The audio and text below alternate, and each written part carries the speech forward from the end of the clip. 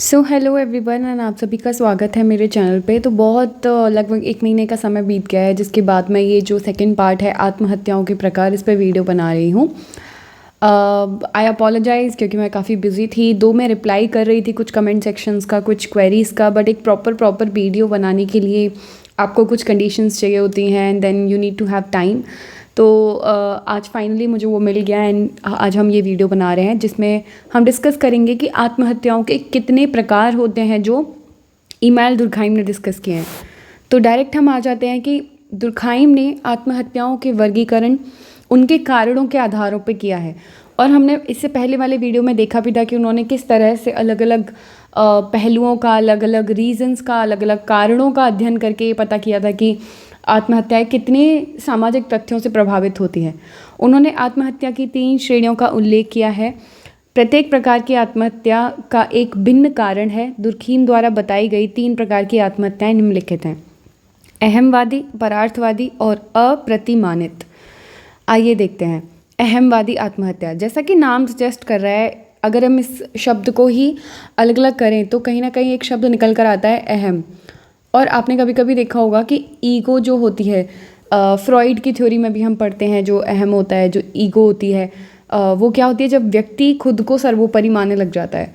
तो यह आत्महत्या, जैसा कि इसके नाम से ही स्पष्ट है, अति व्यक्तिवाद या अहम के कारण होती है। इस प्रकार की आत्महत्या समाज तथा पारिवारिक संश्लिष्टता के ढीले तथा अव्यवस्थित होने की परिस्थितियों में पाई जाती है। तो व्यक्तिवाद के कारण सभी व्यक्ति अपनी अपनी स्वार्थ सिद्धि में लगे होते हैं और कोई किसी की परवाह नहीं करता। व्यक्ति अकेलापन महसूस करता है, जो कि अहम के लिए खतरनाक स्थिति है, जिससे बचने के लिए व्यक्ति कई बार आत्महत्याएं कर लेता है। तो क्या करता है कि जब उसको लगता है कि हाँ मैं बस अकेला हूँ और मुझे कोई सुनने वाला नहीं है, तो उसके सामने बस एक ही उसको सबसे ठीक सॉल्यूशन जो लगता है वो लगती है आत्महत्या। आधुनिक समाजों में व्यक्तिवादिता जैसे कि बढ़ती जा रही है और अवैयक्तिक संबंध बढ़ने के साथ साथ इस तरह की आत्महत्याएं बढ़ रही हैं।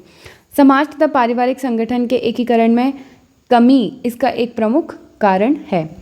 तो वास्तव में अहमवादी आत्महत्या सामाजिक पृथक्करण का परिणाम है। समाज में जितना व्यक्तिवाद बढ़ता जाता है, उतना ही समूहों में एकीकरण की भावना कम हो जाती है। जैसे आप खुद देखेंगे, जैसे जैसे हमारे यहाँ सिटीज़ में जाएंगे आप, तो जैसे मैंने ही खुद एक बहुत शॉकिंग एक एग्ज़ाम्पल अपने आसपास देखा है कि जब मैं बहुत छोटे शहर से थी एंड जब मैं एक बड़ी शहर में जाके रहने लगी, तो मैंने देखा कि वहाँ पे आस पड़ोस में किसी की डेथ हो जाने पे भी बहुत ही कम लोग किसी के दुख में शामिल होने जाते हैं। जबकि मेरा एक एक्सपीरियंस खुद का ये है कि जब हमारे घर में किसी के डेथ हुई थी, तो उनके डेथ के रिचुअल्स में सारा गांव लगभग आ गया था देखने के लिए। तो कहीं ना कहीं ये एक परिणाम होता है कि जब आप ऐसे व्यक्तिवादिता में निपुण जाते हैं, ज़्यादा अपने में रहते हैं। वो दोनों केसेस जो मैं डिस्कस करी हूँ आत्महत्या के नहीं थे, वो सिंपल डेथ के केसेस थे। लेकिन कहीं ना कहीं इसको आप रिलेट कर पाएंगे कि कैसे जब लोग एक दूसरे से मिलते जुलते नहीं है, फ्लैट कल्चर जो आजकल आ गया है, तो उसमें भी यही होता है कि लोग अपने अपने अलग अलग छोटे छोटे इतनी बड़े बिल्डिंग में बहुत सारे लोग रहते हुए भी हमें आस पड़ोस के लोगों के नाम तक नहीं पता कि हमारे आसपास कौन रहता है, क्या रहता है। अब दुर्खाइम ने क्योंकि प्रोटेस्टेंट मतावलियों के ऊपर अध्ययन किया था, तो उनके बारे में जो उनकी फाइंडिंग्स थी उसको हम डिस्कस करते हैं। प्रोटेस्टेंट मतावलियों में व्यक्ति स्वतंत्रता अधिक होने के कारण एक धार्मिक समूह के रूप में एकीकरण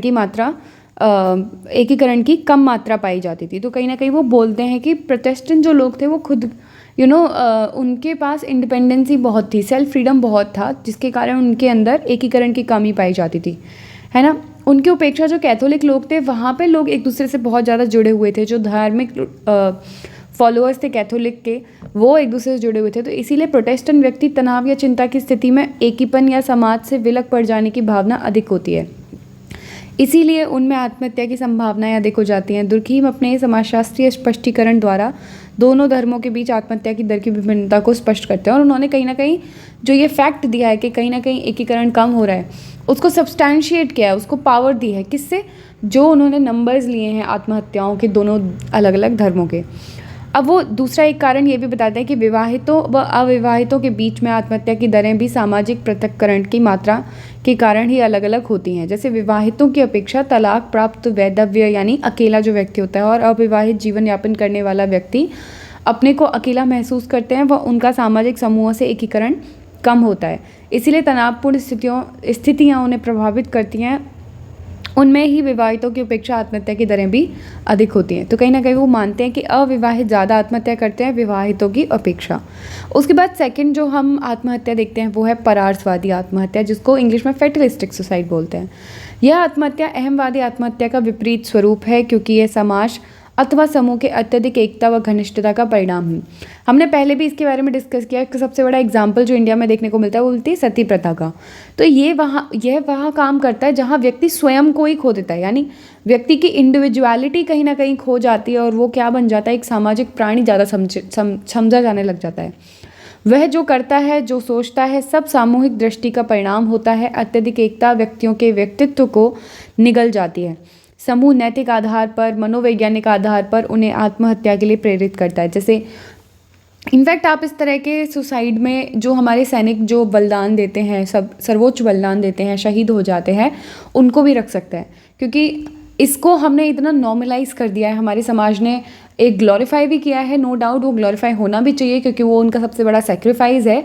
लेकिन एक तरह से इसको इतना नॉर्मलाइज कर दिया है कि दिस इज़ सो गुड और ग्रेट, कि जहाँ पे व्यक्ति खुद का स्वार्थ साइड में रखकर वो देश को प्रोटेक्ट करने की भावना रखता है। एंड सेम गोज़ फॉर सती में भी ये होता है कि वो खुद का कुछ आगे पीछे ना देख के सती की आत्महत्या जब वो चुनती है या वो करती है, तो वो ध्यान रखती है कि उसके पति के ख़त्म हो जाने पर उसका समाज में कोई अस्तित्व ही नहीं है।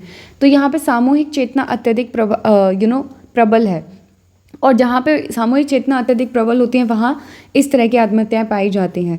ठीक है, तो आत्महत्या, यहाँ पे आत्महत्या को एक कर्तव्य समझा जाता है। जैसा कि मैंने एक आर्मी पर्सनल के एग्जांपल में दिया था, जो भी हमारे पैरामिलिट्री फोर्सेस होती हैं या फिर जो हमारे मिलिट्री फोर्सेस होती हैं, उनका जो हम लोग काम बोलते हैं वो एक कर्तव्य माना जाता है और उत्तरदायित्व ही समझा जाता है।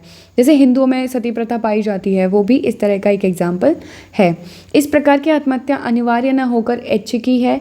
इस प्रकार की आत्महत्या आत्म बलिदान की भावना पर आधारित है। ये सती प्रथा की बात हो रही है। ऐसी आत्महत्याएं करने वाले व्यक्ति अपने समूह के साथ पूर्ण एकीकृत महसूस करते हैं और समूह के नियंत्रण में होते हैं। उन्हें विश्वास होता है कि वे अपने समूह के कल्याण के लिए प्राण त्याग दे रहे हैं, और शहीद कहे जाने वाली व्यक्ति भी इसी श्रेणी में आते हैं, जो मैंने जो एग्जाम्पल दिया उसके बारे में। अब हम जो थर्ड आत्महत्या का प्रकार पढ़ रहे हैं वो है अप्रतिमानित तथा आदर्श विहीनता पर आधारित आत्महत्या, यानी नॉर्मलेसनेस की सिचुएशन में, आदर्शहीनता की सिचुएशन में जब हम कभी आत्महत्या करते हैं तो वो इसमें आती है, आदर्श विहीनता में। कई बार क्या होता है, आकस्मिक या अस्वाभाविक परिवर्तन तीव्रता से व्यक्ति के लिए अप्रत्याशित परिस्थितियां पैदा कर देता है, जिससे व्यक्ति अनुकूलन नहीं कर पाता। तनाव व अशांति से मुक्ति पाने के लिए वह आत्महत्या कर लेता है। जैसे मैं आपको एक एग्जांपल देती हूँ यहाँ पे। जैसे कोई व्यक्ति है और जिसने मार्केट में बहुत ज़्यादा पैसा लगाया हुआ है, अब मार्केट एकदम से डूब जाता है, तो ऐसे सिचुएशन में उस व्यक्ति के पास कोई और चारा नहीं है, उसने इतना सारा लोन लिया हुआ है, सब कुछ है, तो वो जब आत्महत्या करता है तो उसको हम क्या बोलते हैं, आदर्श विहीनता वाली आत्महत्या बोलते हैं। या जैसे दुर्खीम का ही एक एग्जाम्पल हम ले लेते हैं। दुर्खीम का कहना है कि आर्थिक तथा राजनीतिक संकट, जैसे राजनीतिक परिस्थिति कभी कभी ऐसी हो जाती है कि कोई वॉर हो गया, कोई युद्ध हो गया, या दूसरे देश ने हमारे देश पे आक्रमण कर लिया, तो भी कुछ लोग क्या करते हैं, सुसाइड अटेम्प्ट कर लेते हैं। आर्थिक संतुलन में तीव्र परिवर्तन या आकस्मिक आर्थिक उतार चढ़ाव व्यक्ति पर सकारात्मक दबाव डालते हैं, जिसके कारण व्यक्ति आत्महत्या कर लेता है। आधुनिक समाज, यहाँ सकारात्मक का मतलब आत्महत्या के लिए है, ठीक है। आधुनिक समाजों में अप्रतिमानित आत्महत्या एक नियमित आत्महत्या बन चुकी है। जैसे उदाहरण दे रहे हैं वे कि एक ऐसे व्यक्ति को ले लीजिए जो आर्थिक रूप से बहुत संपन्न व प्रतिष्ठित है, अचानक उसके व्यापार में घाटा आ जाए तो ऐसी स्थिति में वह यह नहीं सोच पाता कि वह क्या करे। सब कुछ बेचकर वह देनदारियां पूरी नहीं हो पाती। जीवन यापन जिन आदर्शों के साथ वह अब तक व्यतीत कर रहा था, वे अब उसकी पहुंच से बाहर हो जाते हैं और नए आदर्शों से उसका परिचय नहीं है, वे उसे उपलब्ध भी नहीं होंगे, और दिवालियापन की स्थिति उसे आदर्श विहीन कर देती है, और ऐसी स्थिति में व्यक्ति अपने जीवन का अंत कर देता है। तो इसीलिए इसे क्या बोला जाता है, आदर्श विहीनता पर आधारित आत्महत्या। उसके बाद इसका एक सारांश में अगर हम देखा जाए तो हम इसको ये कह सकते हैं, सरल शब्दों में हम कह सकते हैं कि दुर्खीम के अनुसार व्यक्ति जिन सदस्यों का जिन समूहों का सदस्य है उसमें एकीकरण की मात्रा जितनी अधिक होगी उतनी ही आत्महत्या की संभावना कम, तथा इसका विपरीत यानी व्यक्ति की सामाजिक समूहों में एकीकरण की मात्रा कम होगी तो आत्महत्या अधिक हो जाएगी।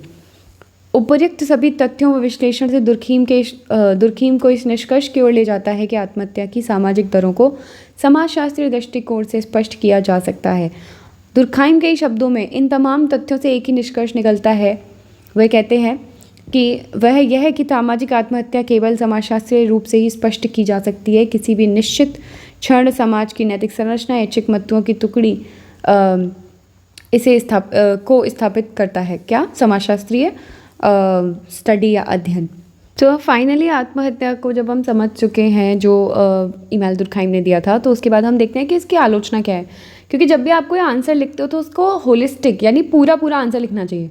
यानी कोई भी आंसर आप जैसे आत्महत्या के बारे में अगर पूछा गया है तो आप उसकी आलोचना के 2-3 पॉइंट तो ज़रूर लिखें ताकि आपको अच्छे से अच्छे मार्क्स मिल सकें। तो आइए हम इनके कुछ जो आत्महत्या का सिद्धांत था उसकी कुछ आलोचना जो हुई है उसको देखते हैं। नंबर पहली आलोचना ये है कि दुर्खीम ने आत्महत्या तथा बलिदान के बीच अर्थपूर्ण अंतर की रेखा को मिटा दिया, जबकि समाज में दोनों को अलग अलग समझा जाता है। देखिए, बलिदान और आत्महत्या है ना, किसी का सुसाइड करना, हम किसी भी जो हमारे जो सैनिक जो लोग होते हैं और वो अपना जो सर्वोच्च बलिदान है वो देते हैं, तो उसको हम आत्महत्या नहीं बोल सकते। कहीं ना कहीं समाज उसको एक बहुत ही अलग दृष्टि से देखता है। उसको बलिदान को आप आत्महत्या से इक्वेट नहीं कर सकते और ये ऐसा माना भी गया। तो ये एक उनकी बहुत बड़ी आलोचना है कि उन्होंने तो दोनों को एक ही श्रेणी में रख दिया था। दूसरा, दुर्खीम ने अपने सिद्धांत का आधार केवल सांख्यिकी मध्यमान को ही बना दिया, जबकि विभिन्न देशों से एकत्रित किए आंकड़े विभिन्न सामाजिक सांस्कृतिक पृष्ठभूमि से संबंधित थे। तो कहीं ना कहीं दुर्खीम ने क्या किया, क्वांटिटेटिव जो डेटा था उसको कलेक्ट करके अपने सिद्धांत को बैक किया कि यार देखो, ये मुझे इतने नंबर, इतने परसेंटेज 50% मुझे लेट्स जैसे 55% मुझे प्रोटेस्टेंट में मिले थे, ऐसे लोग जो आत्महत्या ज़्यादा कर रहे थे, और मुझे 45% ऐसे लोग मिले थे कैथोलिक्स में जो आत्महत्या कर रहे थे। तो यहाँ पे इसकी संख्या ज़्यादा है, तो इसीलिए ये एक आत्महत्या का रीज़न है। लेकिन जब हम और कंट्रीज़ में उसको अप्लाई करके देखते हैं, बाकी जगहों पर जब उसे अप्लाई करके देखते हैं, तो सामाजिक और सांस्कृतिक पहलुओं को भी आप नज़रअंदाज नहीं कर सकते और सांख्यिकी से नहीं रिप्लेस कर सकते। तो दुर्खीम ने यह मान लिया था कि जब संस्कृति में कुछ ऐसे सामान्य तत्व हैं जो आत्महत्या के विश्लेषण में सांस्कृतिक विभिन्नता को ही महत्वहीन बना देते हैं, तो ये उनका एक बहुत बड़ी आलोचना थी। दुर्खीम ने आत्महत्या की परिभाषा में व्यक्ति के आत्महत्या के इरादे को महत्वपूर्ण बना दिया, जबकि आत्महत्या एक आत्महत्या की एक विस्तृत परिभाषा दी है। इस परिभाषा के आधार पर आंकड़ों का संकलन करना बहुत कठिन है, क्योंकि परिभाषा है तो वो कहीं ना कहीं क्वालिटेटिव फैक्ट है, और जब हम संख्याओं से बात करते हैं, जब हम नंबर से बात करते हैं, तो कहीं ना कहीं क्वांटिटेटिव फैक्ट है, और क्वांटिटेटिव एंड क्वालिटेटिव दोनों कॉन्ट्राडिक्टरी एक दूसरे के हैं। तो इसीलिए यहाँ पे कठिनता पाई जाती है, जो उनकी आगे चल के एक आलोचना बनती है। दुर्खीम यह भी स्पष्ट नहीं करते कि एक ही प्रतिमान या आदर्शहीन स्थिति कोई व्यक्ति आत्महत्या कर लेता है तो कोई व्यक्ति ऐसा नहीं करता। तो ऐसा क्यों होता है? तो देखो, कोई भी व्यक्ति आदर्शहीन स्थिति में आत्महत्या कर लेता है। जैसे अगर आदर्शहीन स्थिति हो गई तो मोस्टली सभी के साथ ऐसा हो रहा है कि आप सभी के साथ एक ऐसी सिचुएशन आ गई है जहाँ पे नॉर्मलेसनेस हो गया है, यानी नॉर्म्स बिल्कुल शून्य हो गए। तो ऐसी स्थिति में तो सभी को सुसाइड करना चाहिए, लेकिन ऐसा नहीं करता। कुछ लोग सुसाइड करते हैं, कुछ लोग नहीं करते। तो ऐसा क्यों होता है, ये भी उनकी एक अलग आलोचना बनती है। Fifth and the last point of उनकी आलोचना का ये है कि दुर्खीम द्वारा दी गई आत्महत्या धारणाओं की अवधारणा रहस्यात्मक बन जाती है। ऐसा लगता है कि समाज में आत्महत्या की धारणाएं तरंगे चक्रवत घूम रही हैं, जो कि अभागा उसकी पकड़ में आ गया, वह यंत्र चलित सा आत्महत्या के लिए बाध्य हो जाता है। तो कहीं ना कहीं जो मूर्तता देने की तैयारी का प्रयास किया गया आत्महत्या के थ्योरी को, कहीं ना कहीं जो फैक्ट से बैक करने की कोशिश की गई, वो भी उनकी एक बहुत बड़ी आलोचना बनती है, क्योंकि यहाँ पे कोई मूर्त तथ्य के द्वारा उसको बैक नहीं किया जा रहा है, वास्तविकता में उसको बैक नहीं किया जा रहा है। बस दो उन्होंने रिलीजन उठाया और उन रिलीजनों के ऊपर पूरा का पूरा स्टडी करके बता दिया, निकाल दिया, आत्महत्या का सिद्धांत दे दिया। तो कहीं ना कहीं ये एक उनकी अलग आलोचना बनती है। अब इसके बाद हम इसी के साथ ही हमारा ये टॉपिक ख़त्म हो जाता है। तो till then take care, bye bye. और इसके लास्ट जो हम टॉपिक करेंगे दुर्खइम का, और जिसके बाद हमारा दुर्खइम का सीरीज़ ख़त्म हो जाएगा, वो है दुर्खइम का समाजशास्त्र को योगदान, जिसमें हम सब कुछ देखेंगे कि समाजशास्त्र दुर्खइम के अकॉर्डिंग क्या था, सामाजिक एकता उनके अकॉर्डिंग क्या थी, उसके अलावा सामाजिक परिवर्तन उनके अकॉर्डिंग क्या था, यानी शिक्षा के बारे में वो क्या योगदान देते हैं, परिवार का समाजशास्त्र, उनके कानून का समाजशास्त्र, राजनीति का, धर्म का समाजशास्त्र, ज्ञान, नैतिकता, मूल्यों का, सामाजिक व्याधिकी। ये बहुत ही इम्पॉर्टेंट एक टॉपिक बनता है इमानुएल दुर्खइम का, जिसको हम देखेंगे। और सामाजिक पुनर्निर्माण हेतु बहुमूल्य सुझाव उनके क्या थे। और इसके बाद हमारा इमानुएल दुर्खइम का जो टॉपिक है वो ख़त्म हो जाएगा। तो नेक्स्ट टॉपिक हम कल की क्लास में देखेंगे। Till then take care, bye bye, have a good night.